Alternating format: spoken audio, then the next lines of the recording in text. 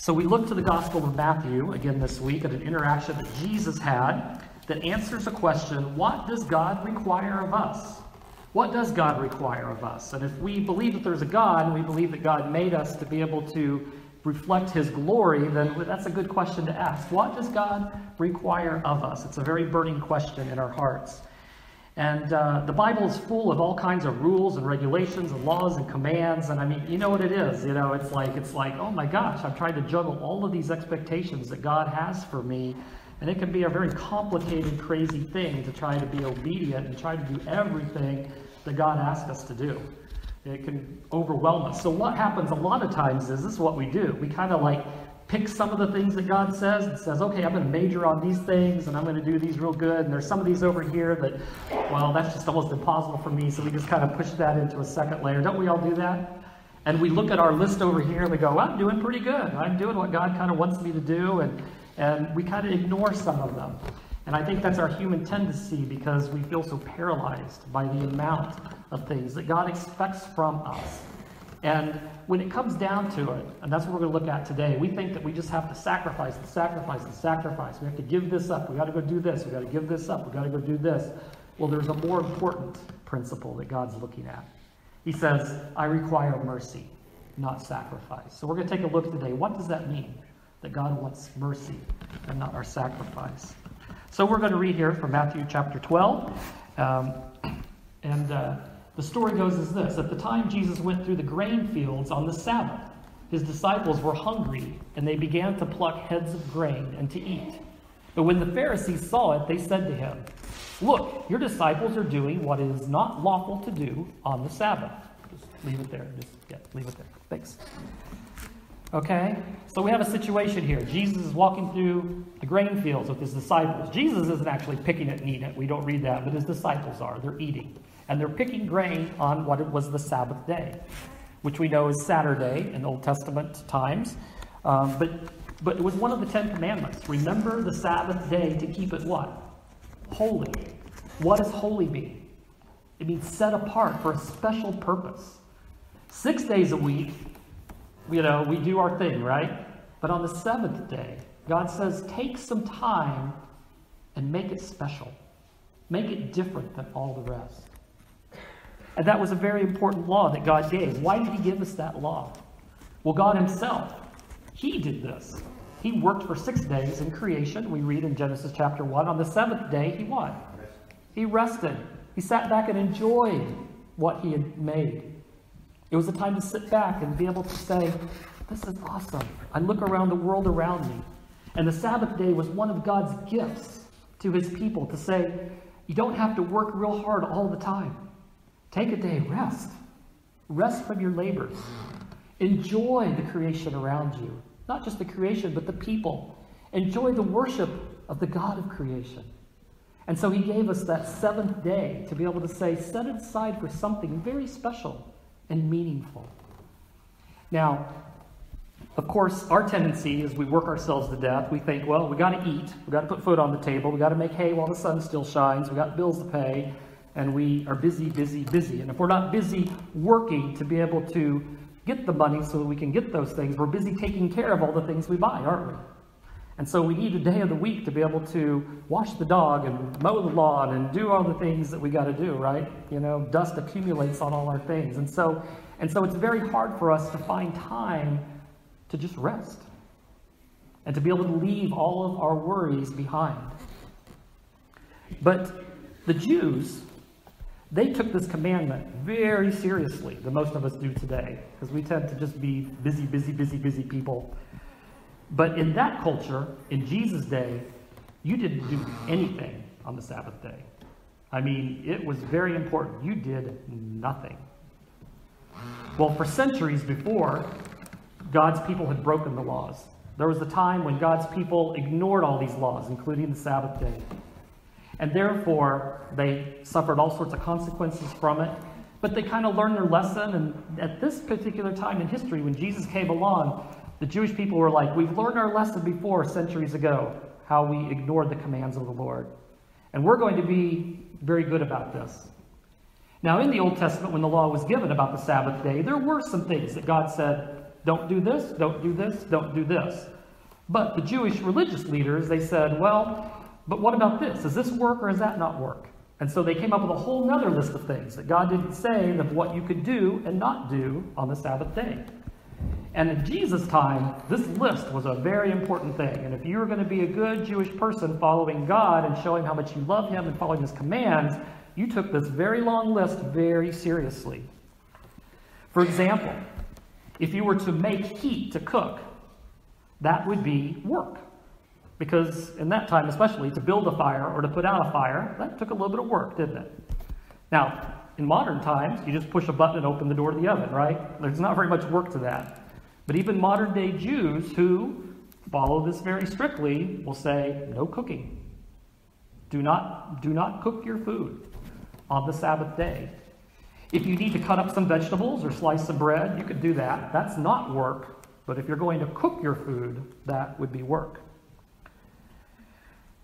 On the Sabbath, you weren't allowed to put things together or take them apart.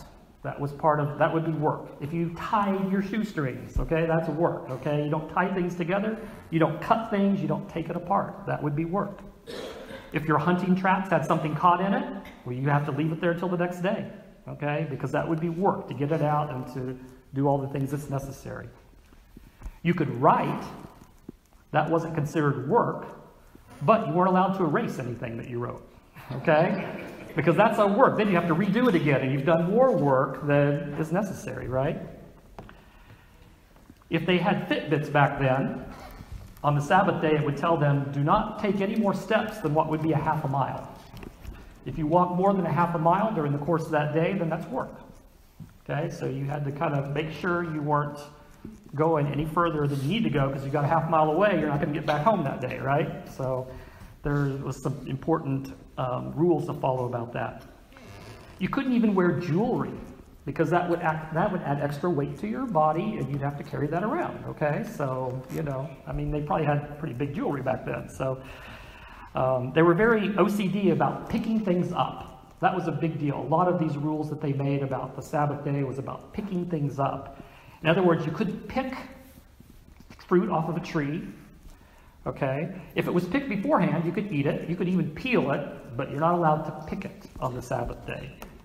You couldn't pick things out of other things. So if you had a bowl of nuts and raisins, and you just wanted to get the nuts out of there, then you're picking, and that would be work, okay? Because you have to work hard at it. You just grab what you get, and you eat what you get, okay?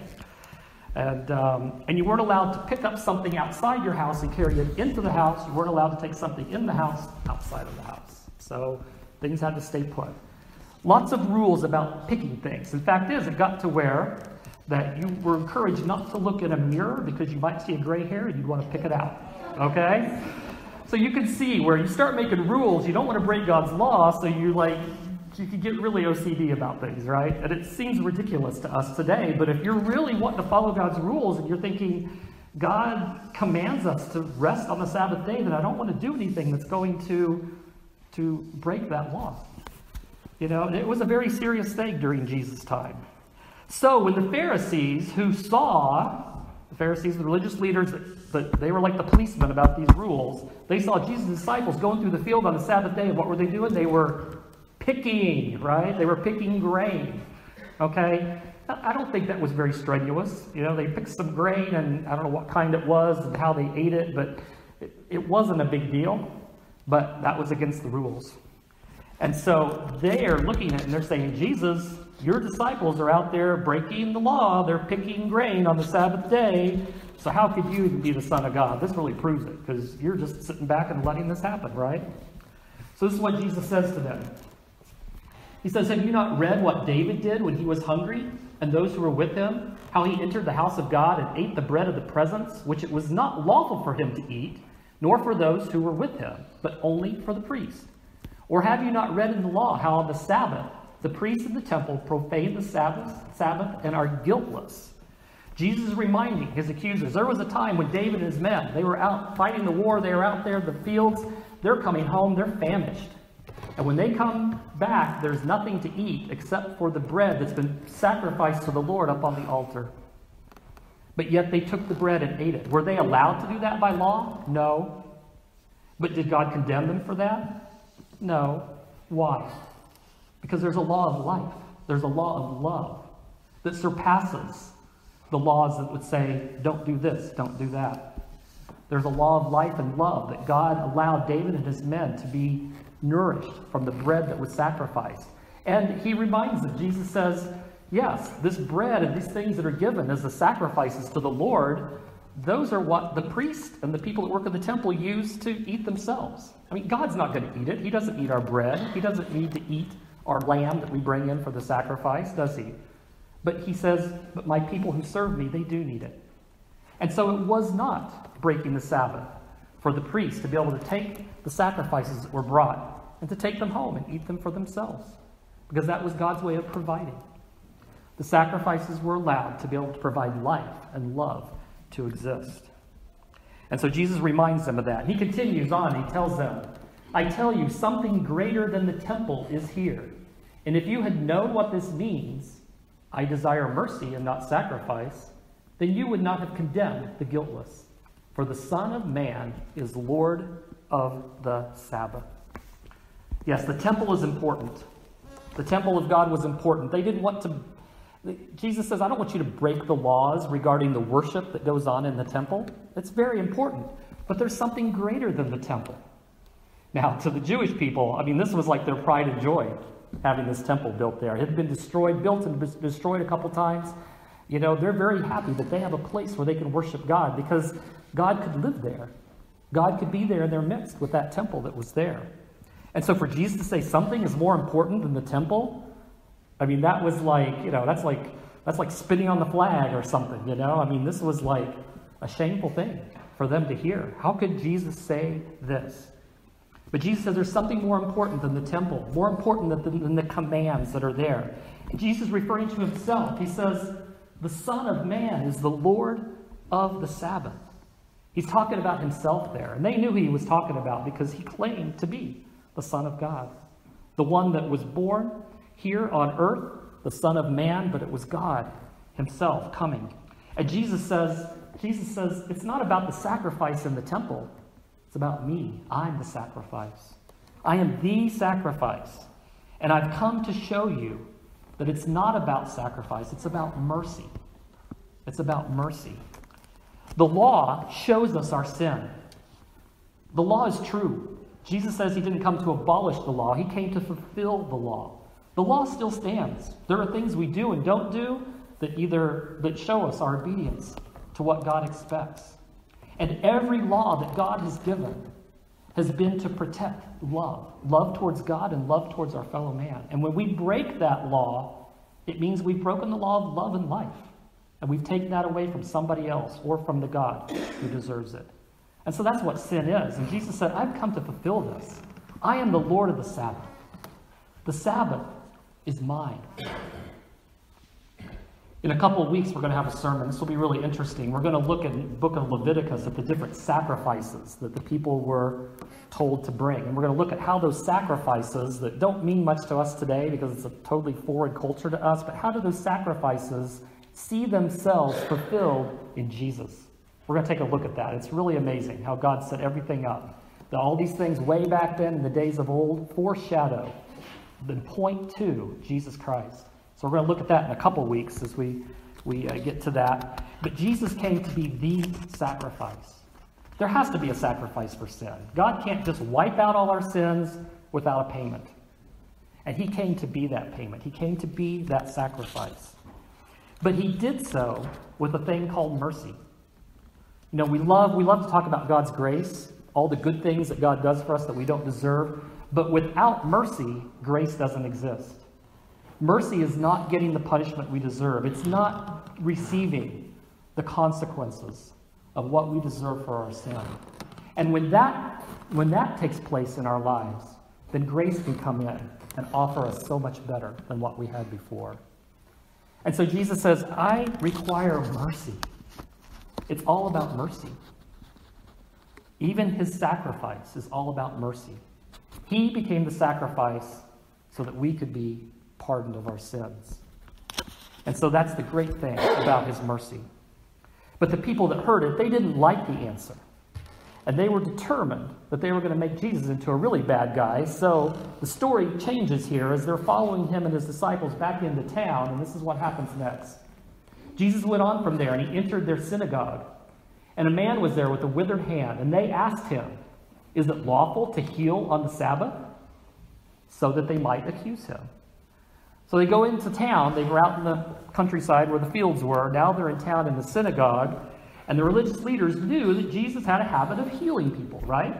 They knew that. Now, actually, Jesus very seldom ever healed on the Sabbath day. You know, when we read about he was out there with the multitudes healing them all day long, he did that on the other 6 days of the week. We only read a few instances in the Bible where he healed on the Sabbath day. And it was because he had the opportunity to do good on that day. But he didn't make it a habit of making healing part of the Sabbath day. You know, Jesus respected the law. You know, in those days, the doctors didn't work on the Sabbath day because especially in those days, you know, to take care of people that were sick, you had to carry them places, you had to make all the medicines, there was a lot more physical labor probably involved in medicine in those days. And if you were sick on the Sabbath day back then, you just waited until the next day to get things taken care of. So Jesus didn't make it a point to heal on Sabbath days, but here his accusers are trying to set him up, saying, "Hey, here's a guy whose hand needs healing. Is it okay to heal on the Sabbath day or not?" They're waiting for an answer. They're provoking him. So, Jesus then says, go on, he says, "Which one of you has a sheep, and if it falls into a pit on the Sabbath, will not take hold of it and lift it out? Of how much more value is a man than a sheep? So it's lawful to do good on the Sabbath." Even in the Old Testament, when it gives the rules about the Sabbath day, it says in there in Deuteronomy chapter 22, if your donkey falls into the pit, into a ditch on the Sabbath day, it's okay to get that donkey out. Okay, I don't know what it's like to get a donkey out of a pit, but it's probably a lot of work, okay? It would be more work than I could handle on my own, okay?